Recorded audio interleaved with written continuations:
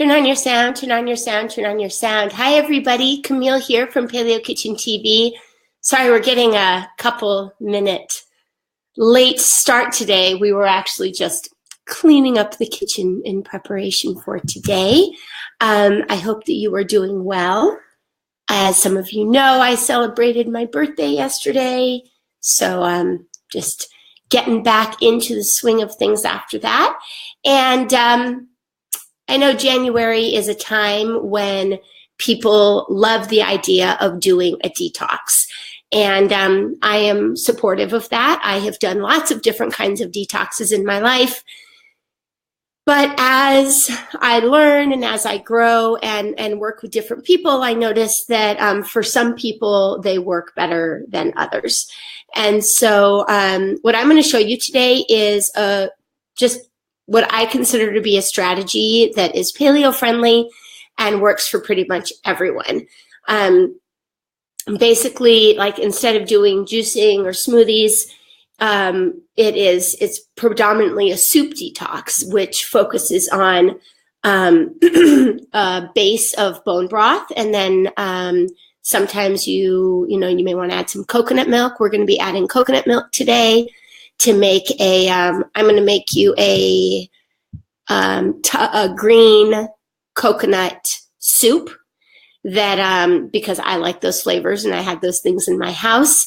And the base is going to be bone broth because bone broth is incredibly healing and nourishing. So anytime you have leaky gut, we've talked about this in the past, but it means that the tight junctions inside of your gut loosen up. So I look at it as like the equivalent of like it should be a pantyhose, but it becomes like a fishnet stocking. So the holes become much larger than they should be, and that means that particles of undigested food can get into your body, which then causes an immune response and causes inflammation, and it's really no bueno.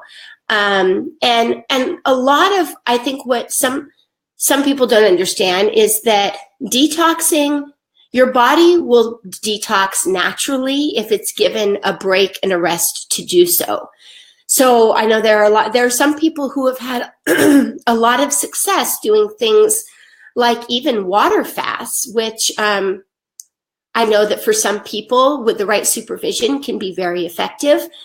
But the predominant reason that works is because your body is able to take a break from processing and digesting food. And it will automatically go to work on whatever else in your body needs attention.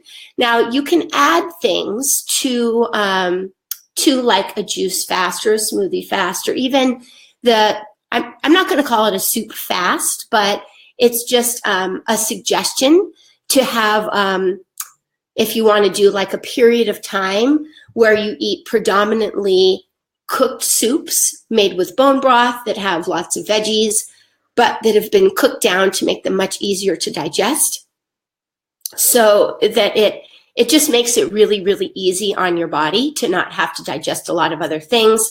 You can put some protein if you really need into the soup. I don't think you typically really need it because there is actually a fair amount of protein in bone broth by itself.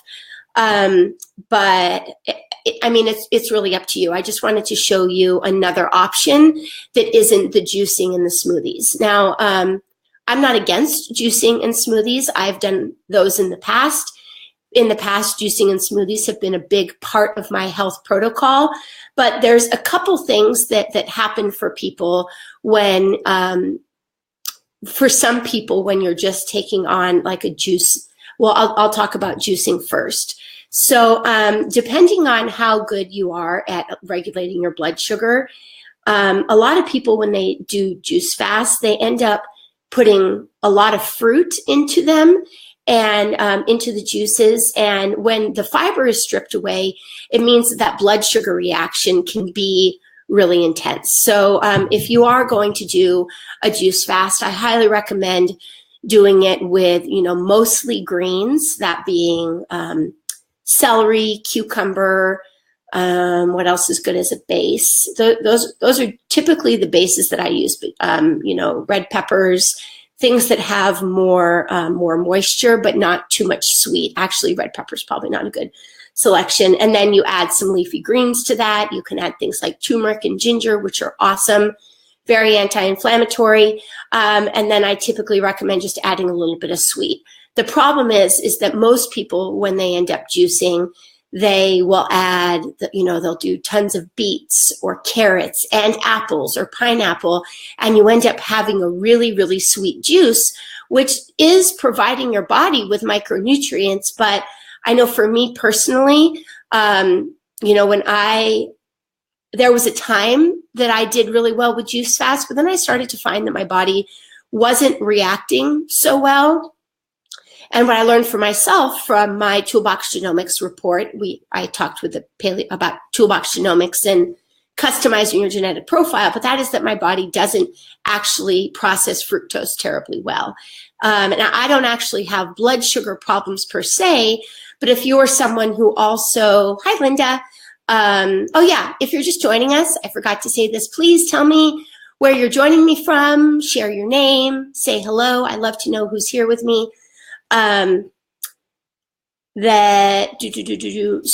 just the combination of one, the juicing being really high in sugar, that can mess up your blood sugar. And if you're somebody like me who doesn't process all that sugar very well, it can be really hard for your organs.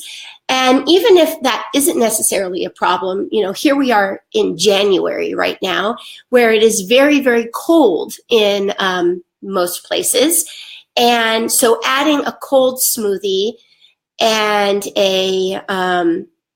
you know, adding like cold smoothies or cold juices when your body is already cold from a Chinese medicine perspective, especially, is very hard on your digestion. You don't have, you know, the digestive fire to be able to warm that back up. When you drink cold water or cold juices or cold smoothies, your body has to work to warm it all up. And if you're someone like me, you don't have a lot of that digestive fire, then it can be actually more stressful on your body to do a juice or a smoothie cleanse than is necessary.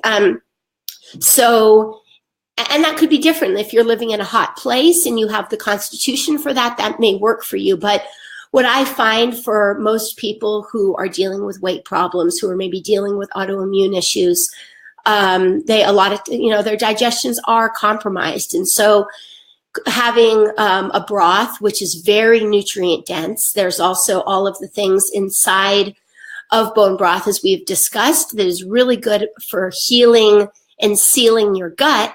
And then the cooking and eating of the warm food is very easy on your digestive system. And of course, you know, if it's raining or snowy and very cold outside, I mean, who really wants to drink a super cold smoothie or a juice anyway? I know that I don't. So that's the whole philosophy behind doing something like more of like a soup cleanse or a soup detox. So I'm going to just run you through a soup that I love doing, and so let's just get going with that. This would be a good time if you have any immediate questions. If you want to ask me questions, I'm just going to get a couple things ready to go, but just let me know, and we're coming right back. Okay, so I got my pot, big pot. I'm going to make a big pot of soup. I'm just going to turn this on and start. I'm going to heat up a little bit of ghee. You can use anything that works with heat. You can use ghee, you can use coconut oil, you can use like bacon fat or anything like that you have left over. And I already have my, I have a bunch of onions, a lot left over from cooking for my son over the weekend. I may as well just use them because, wow, that's a lot of onions. I guess we are making an onion soup today, which was just decided. And then I'm going to cut up, I've got some carrots, and I've got my celery, And then I've got some mushrooms. And then I actually don't have any bone broth on hand today. Shocking. But I do have this. Have you guys seen this before? This is actually didn't put the link to this yet. I will put the link to this right after our call. But this is a product that was made by Dr. Josh Axe. You've probably seen him around before. And basically what they do is they make bone broth, and then they have a process by which they dehydrate it all, and they turn it into a powder. So, I mean, I would say in general, my rule of thumb is it's always better to make it from scratch. But in times like today, I actually don't have any from scratch. This one has turmeric in it. We already know how much I love turmeric. And I'm actually just going to talk to you, but I am going to do some cutting as well. Let's see if I can do both at the same time. It's a very fancy camera setup we have here. But yeah, so the bone broth powder is, I still like doing my bone broth from scratch when I can. But Craig loves to do smoothies, even in the wintertime, even though our wintertime in Hawaii is different than most people's winter times. And his body can handle it more than mine can. So he will put this bone broth powder into his coffees, or into his smoothies and his coffee, actually. So I'm just chopping up my carrots. And I may as well, I don't know how many of you actually know proper ways to cut. Let's see if I can I get this? Can I get this in the screen? Let's see, how do I do that? All right, so with cutting, there's a couple things that are really important. One is that you have a sharp knife. This is a nice sharp knife. And then two is that you have that you always cut your vegetables to get them to a flat surface first. Because if I was just cutting this roly-poly carrot, I'm much more liable to hurt myself. So I am instead going to cut it into a flat surface. See, so I cut my carrot in half and I'm flipping it over, and now it can't roll around. Now I can cut my carrot how it needs to be.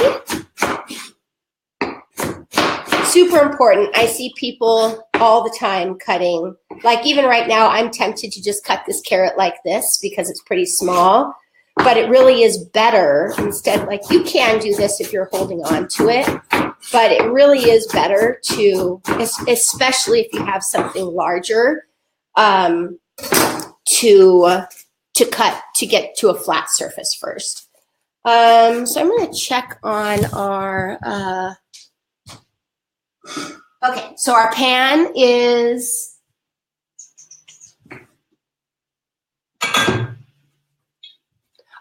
nice and hot, and I'm actually going to do avocado oil because that's what I have right now. I just put about a tablespoon of avocado oil. Now I'm going to dump my copious amounts of onions. You certainly do not need this many onions in your soup base.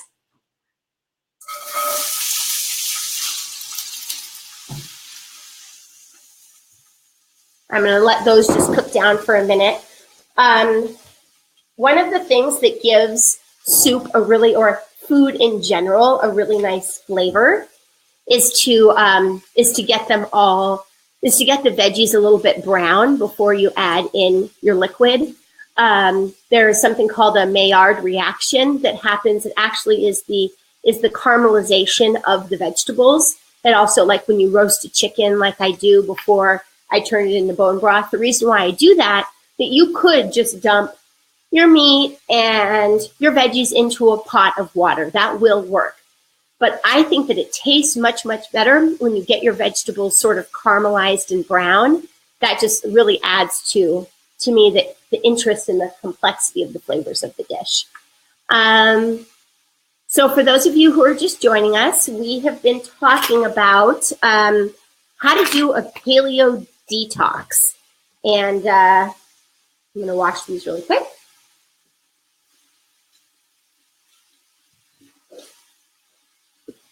And I was just talking about the difference between doing like a juice cleanse or a smoothie cleanse and something like what I'm recommending, especially in the wintertime, of doing more of like a soup cleanse.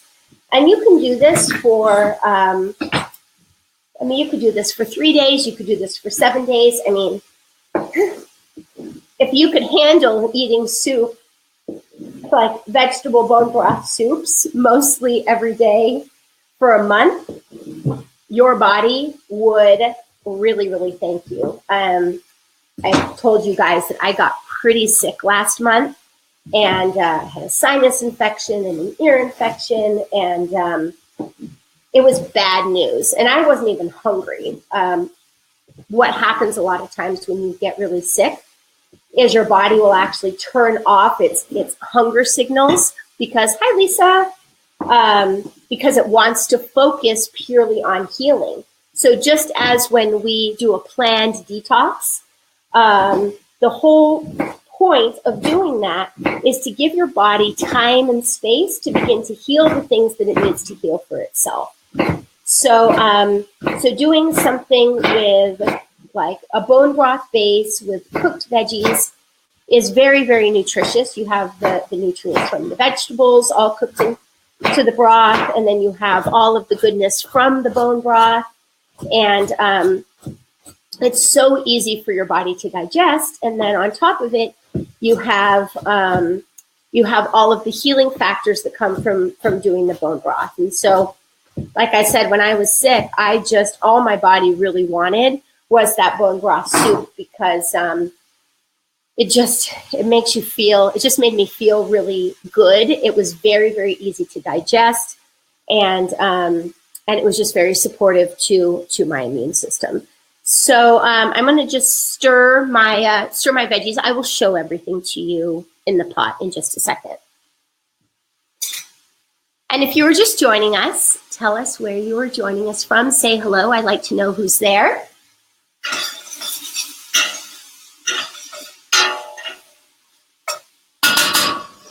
So my onions are just starting to get some color on them. I'm going to give them another couple minutes, and then I'm going to start cutting up some mushrooms. You may have heard, and I think this is typically true, you don't really want to wash mushrooms. And I mean, if they're super dirty and funky, you can go ahead and do that. But I typically will just wipe my mushrooms down. These are actually pretty clean. These ones are looking pretty good. They don't really need that. Hi, Emma. Emma from California. And while I begin to cut up my mushrooms, actually, I know that hi, Grace, also from California. I lived in California for quite a long time. I love California. What was I saying? Oh, yeah, so mushrooms don't need to be washed. You can just wipe them off if need be. And again, with cutting of my mushrooms, I am just, easy thing to do here to get them flat. So I cut it in half. Oops. I cut it in half, and now I have flat surfaces. So it's really easy to just slice up my mushrooms without them being all roly-poly and potentially cutting myself. So, see? So cutting it in half, super easy, cut in half, much easier. And there we have it. So now just quickly, I know that there are so many detox supplements on the market. And I am not saying that some of them don't work. I think a lot of them do work. I think in general, it's probably better to work with a functional medicine doctor that you trust because, there are a lot of supplements out there that have really good sales and messaging and are very compelling, but they just don't have good, very good quality ingredients, unfortunately. A lot of times the people with the biggest advertising budgets are the ones with the least good quality products because they're not spending all their money on the product. They're spending all their money on the advertising. Think like Coca-Cola and Pepsi, and they charge $1.50 for their soda. But how much are the ingredients worth in that soda? Maybe a penny. And it's sort of similar with a lot of these like heavily marketed supplements, is that they're just not of great quality. And so there is one that I've used and I've had other clients use, and I've had good results with. It's actually not paleo officially, because it does have I think it has pea and rice protein, but it typically is very easy for people to digest, and it's called Thorne Metaclear. There's a link in the description, but I've used it in the past. I've had other people use it in the past. And again, I'm not saying that there are not good detox supplements that are not the one I just suggested, but I just recommend like really doing your research or working with a functional medicine practitioner that you trust to find the one that is right for you. And they also may be able to tell you specifically the organs in your body that need more help with detoxing. And then they can find a formula that really works for you. But in general, the Thorne supplements are, they're good quality, and they help to pull out the inflammation and get your kidneys and your liver and stuff all functioning better. So I'm going to show you what's happening with my soup now. Let's see. See the rest of my messy house. You see my soup got some color. So now that I've got some color on my veggies, I'm going to add in all of these veggies. Give those a stir.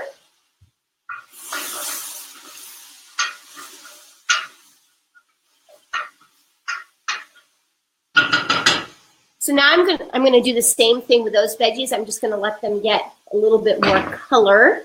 It smells really, really good in here. And I'm going to add some salt to that now. It's always good to layer your salt. Don't just add all of your salt in at the end. Add it throughout. Added a good pinch of salt.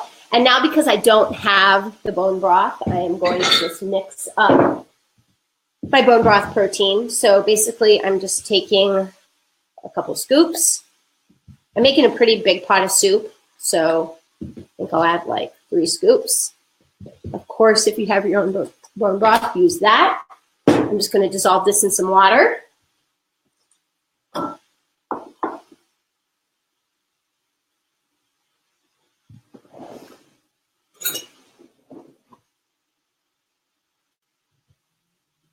And I'm also going to just get some other water going. This is going to be pretty concentrated, but I'm just going to fill up my good water to go in our soup.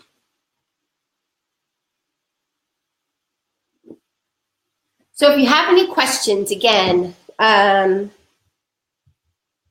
questions about detoxing, any questions about specifically using soups, one thing, like if you did want to commit to doing a soup type detox in the new year, you may want to just make yourself a couple different kinds of soup. I actually linked to you a guide below, and it's made by my friend, Dr. Kellyanne Petrucci. And it is you may have seen her before. Her whole thing is bone broth and using bone broth for healing and for making your skin really nice. And she let me give away some of her recipes from her upcoming book. So there's a link that includes one of her bone broth recipes. It includes 8 soup recipes. And yeah, sorry, I was reading the question. I'll get to that in one second. So, so if you want those recipes, yeah, it includes 8 different soup recipes. So if you do want to take on doing a bone broth soup detox, you can use those recipes for inspiration. The guide actually is 20 recipes. It has some salad recipes, and it also has some low carb dessert recipes, which you could probably eat all of those during your detox. It wouldn't officially be a soup detox, but there's some really nice low carb recipes in there. I had a question. Let me just pop that up on the screen. Linda asked, can you add tomatoes or cabbage to it. Yeah, sure. Whatever. I mean, soup is so great. I mean, most of my soups, even today's soup, is what I call a kitchen sink soup. It's like, what do I have in the house? Do I have any bone broth? How can I throw it all together to make it taste good? So if you eat tomatoes, you eat cabbage, whatever vegetables, seriously, whatever vegetables you have in your house for the most part, you can dump in to your soup. And, you just want to make sure that you have some good seasoning. You can add garlic and ginger. If you have different spice blends that you like, definitely make sure you add enough salt. And yeah, just throw all those veggies in. They're super nutritious and will taste really good. But if you want more structured soups than the soup that I am making today, yeah, and you want to follow some recipes, you can follow those recipes. So now what I have here is a super concentrated bone broth that I am going to add in. I'm also going to add in some more water. Do you have any other questions? Let me know any other questions you have.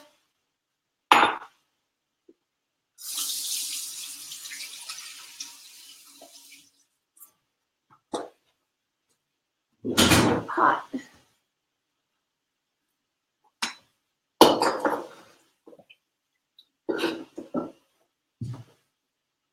Yes, and our veggies are starting to get some brown on them as well.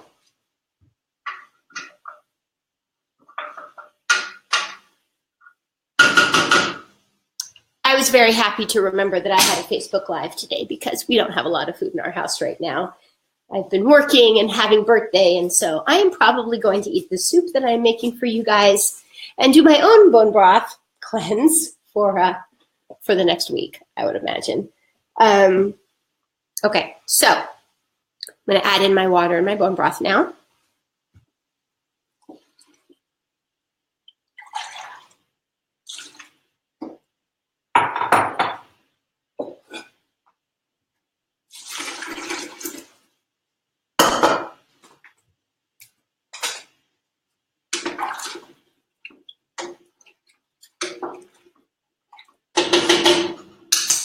Now I will show you my soup. Here's what we have right now. It's not looking good. And so now I'm going to work on some of the flavor components of the soup. It's really pretty simple. Let me go pull out those ingredients. I'll be right back.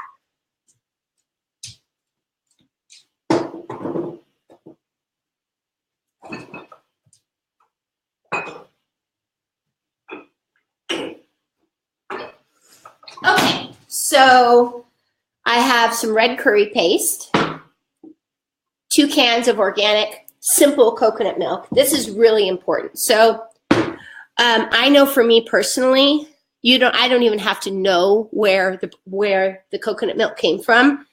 But if it has guar gum in it, then that's a thickener that is used in a lot of different coconut milks. I know for myself, I do not do well with guar gum. It's like a bean, and I will automatically get like a mucus reaction. So I make sure that I get this simple coconut milk from Native Forest, that it's made in, it has a BPA-free can, it does not have guar gum, and to me, it seems to be the cleanest one. Just make sure you read your labels if you're going to use something else. And then I have my red boat fish sauce. This is my favorite fish sauce. This is this red curry is from Thai Kitchen. I'll probably add a little bit of honey to it to sweeten it, but not too much. If you're doing a detox type thing, I don't really recommend adding a bunch of extra sweeteners. In fact, this may not even need it, especially because the coconut oil is sweet and some of the veggies are sweet as well. I have another question here from Emma. She asked if a soup detox was good for individuals with thyroid conditions. Great question. I don't see why not. Some of you know my story, and that was just that when I went paleo, my doctor told me that I had nodules on my thyroid, that it was underacting, and that I had adrenal fatigue. And one of the main things I did for my own healing was doing things like this, soup, like lots of soup. One thing you might want to consider, and there is a woman, hi Cynthia, Dr. Isabella Wentz. She is a, I don't know if you have Hashimoto's, typically it's Hashimoto's or underactive thyroid, but she is an excellent person to follow. She could give you some like specific guidance on that. But if you have Hashimoto's, which is autoimmune, you may just want to consider doing a soup that's like an AI autoimmune protocol soup that would not have any of the nightshade vegetables. So you wouldn't put peppers or potatoes or tomatoes or eggplant in it, and you would limit the kinds of spices. So that was if you wanted to do like more of an autoimmune style for your thyroid healing. I have heard from some people that that cruciferous veggies also are not necessarily good with people with thyroid conditions. So that would be like broccoli, cauliflower, kale. Now I don't know if that I don't know about that for certain. But I would just recommend talking with or doing some research specifically on foods to eat and avoid for whatever the thyroid condition is that you have. But in general, I would say, yes, doing soups would be like really excellent for your body and very nourishing for your thyroid as well. Very good question. Any other questions right now? Not right now. Okay. So I'm going to just work on making my little, I'm just calling it my flavor pack, really. And that is going to be, let me put this down here. And again, you could do it with whatever kinds of flavors that you like. I just happen to have and have been really craving these Thai flavors. So I have, and you don't have to do this in a bowl and add it in. I just want to make sure that I get all of my curry paste dissolved. So I have my 2 cans of coconut milk. And I really like fish sauce, so I'm going to put a lot of fish sauce. And the one thing that I don't have that I really do, I have, maybe I do, or I will go out and get, is citrus. I really love lime, and I also love cilantro. I'll probably go out and get some cilantro and lime and add into the soup in a little while. So now I'm adding my curry powder or my curry paste. If you do choose to use it, okay, so this curry paste, if you are doing an autoimmune protocol, I wouldn't recommend doing this curry paste just because it does have spices and peppers in it, which is sometimes contraindicated if you're doing like an AIP. And I also do have, I'm not sure, I might put a little bit in. I do have this cooked chicken. You can chop up some meat and do that. I tend to be of the belief that like if you're trying to do a detox that I personally want to use less animal proteins just because it's harder for your body to digest and because you're going to be getting so much protein and nutrients, that same kind of nutrients just from your bone broth. Somebody has... Kat asked, did you shrink the nodules on your thyroid with the detox soups? That is a really good question. And I don't know if I can answer the question to that exactly. I know that I eat a lot of these soups, that they have helped my thyroid function. I had one of the big problems people oftentimes have after they have babies is that their thyroid function can get like really out of whack. I mean, your hormones are going crazy. And so I did visit I visited an endocrinologist. I think they had me come in. I came in before when I was pregnant, and then they had me come in afterwards. And they did a full screening of my nodules. And while they were still present, there wasn't any, he didn't have any reason to believe there was anything wrong with them. They weren't problematic. So I can't say for certain, like if the size changed, but I do know that the endocrinologist, every time I have gone in to get everything checked up. Oh, and also my blood panel. My blood panels have all been really good. And so yes, I can't officially say that one is linked to the other, but it seems to me that something like this would be much more supportive to somebody with thyroid issues than some of the other things. But of course, if you have thyroid issues, like then working with a functional medicine doctor is a really good idea. Here's my mix. I'm just going to add it in.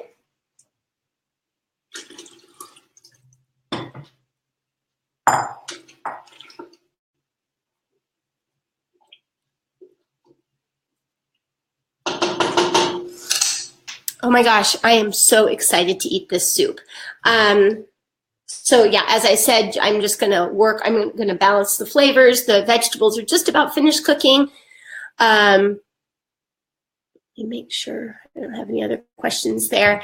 And I just want to again tell you a little bit about the links that are in the description. I have a link if you do want to do some sort of like a soup cleanse detox. I highly recommend it, especially it's so cold in so many places right now. It's just really nice to do. And if you want some recipes for that, Dr. Kellyanne has graciously offered a portion of her new book that I could offer to my people for free. It has a bone broth recipe. It has 7 additional really delicious soup recipes. Some of them, I don't think that these recipes are necessarily intended for a detox. So some of them are a little bit more protein heavy than I would personally eat for a detox. Doesn't mean you can't put meat in it. You can put a little bit of meat. I would just personally do more veggies and less protein. But anyway, you can get all of her recipes. There's a link below or a link in the description. And then there's also the link if you are interested in using the Thorne Metaclear to assist doing some sort of a paleo detox is a really great, it's just a great supplement.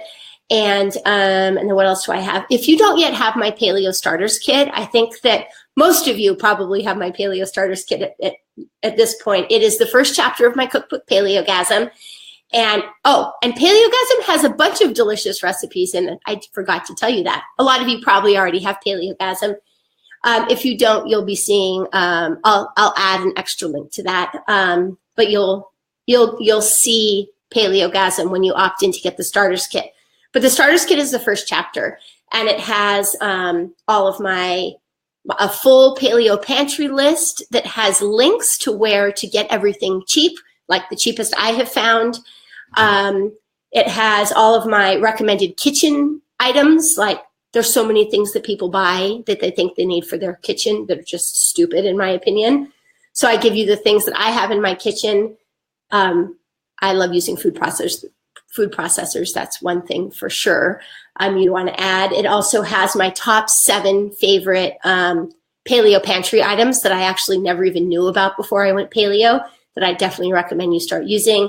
It has a little guide on like how to easy make like little tweaks to all of your sort of like standard meals to make them paleo.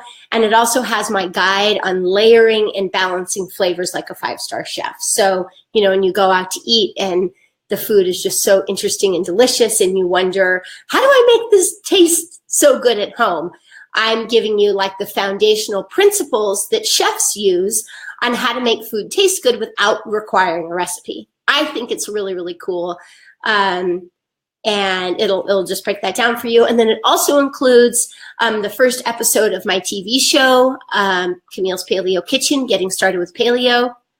I know, right, Kat? Cheap is my language too. But it is. I mean, it's really hard when you first go paleo. I'm not saying eating paleo and investing in the ingredients that you eat is very, very important. But it doesn't have to be as expensive as it seems to be for a lot of people at the beginning. And I know I had a rude awakening when I first started eating paleo, and I just was finding some recipes online and just going to the store and buying them. The first time I got in line with my paleo ingredients was like multiple hundreds of dollars. And I don't cook like that anymore. And for the staple ingredients that can be more expensive, there are cheaper places to find them, all of which I show you in my paleo starters kit. All of like where I buy this like 30% cheaper, where I buy this, all of that is in the guide. And then so you get the whole Paleogasm starters kit. You get the first episode of my TV show free, which has some really delicious, simple recipes. And then that includes 4 recipes as well. So that's the Paleo Starters Kit. If you don't have it, you definitely want to have it. And that'll also give you more information about Paleogasm, which has a lot of delicious soup recipes. So that is what I have to share with you today. Unless anybody has any other questions, let me just scroll through and make sure I didn't miss any questions. And I would love to know if you make any of Kellyanne's soups, if you get Paleogasm, or if you just have soups that you like to make, and just try a paleo soup detox and just see how you feel. I felt like $1 million after I was just eating soup when I was sick. I think I lost 10 pounds. Most of it was a lot of stored up inflammation from the month before. But the soup detoxes really work, and they're so much easier than trying to starve yourself, which I've also done with juicing and water fasts. So I hope this inspires you to try a soup detox, 3 days, 7 days, 14 days, see how long you can go and still feel really great. Your body will thank you. Your digestion will thank you. Your gut will thank you. Your skin is going to look bright and bright and plump and awesome. And I think it is the best way to go, especially during the winter time. So let's see, today is Thursday. Next week, I have another interview with a woman, a functional doctor. We are going to talk all about the impacts of stress on your health. You probably know some about that, but I know I need a reminder all the time about why it's so important to manage stress. I've been really successful this year. I actually just downloaded an app called Headspace for meditation. It's really great. I really like it. They have like little videos. It's just 10 minutes a day. And then you go on meditation streaks. I'm on like a 9, I think I've meditated 9 days in a row. And now I want to do it every day because I don't want to break my streak. It's very smart. And it really, really helps me with managing my stress. But we will talk about that and all of those other things next Thursday. And if you want notifications for when I'm doing my Facebook Live, then there's a link in the description to get notified when I go live. And that is what I have for you today. I hope that this has been a benefit to you, and I hope that you will whip up some soups. Talk again soon. Bye, everybody.